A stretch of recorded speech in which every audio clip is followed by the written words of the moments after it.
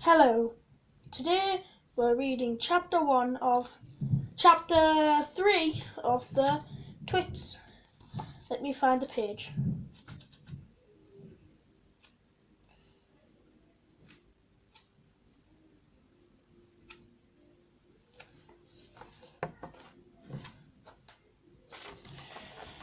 Chapter 3. Mrs. Twit.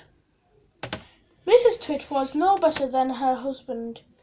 She did not, of course, have a hairy face. It was a pity she didn't because that at any rate would have hidden some of her fearful ugliness. Take a look at her.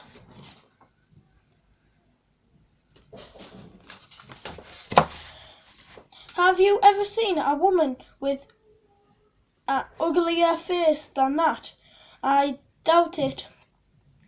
But the funny thing is, Mrs. Twit wasn't born ugly. She had a nice face then when she was young.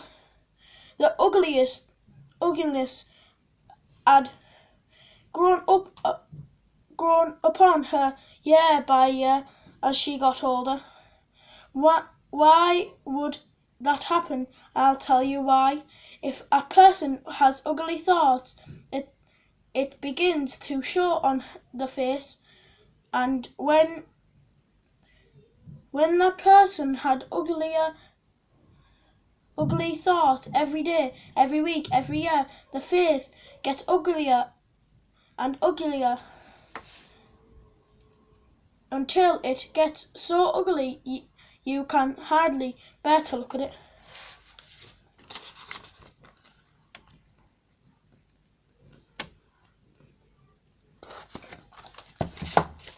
A person who has good thought can't ever be ugly.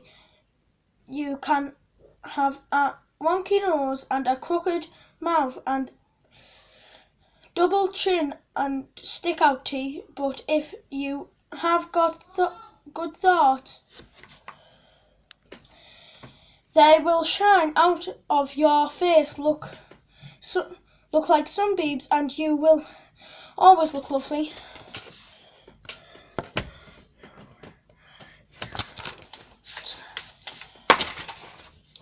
Nothing shone out on Mrs. Twit's face.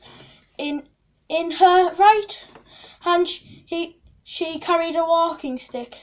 She used to tell people that this was because she had warts growing on her sole of her left foot, and walking was painful. But the real reason was she carried a stick was so that she could hit things with it, things like dogs, cats and small children. And then there was the glass eye. Mrs. Twit had a glass eye that always looking the other way. That was chapter 3 of the Twits.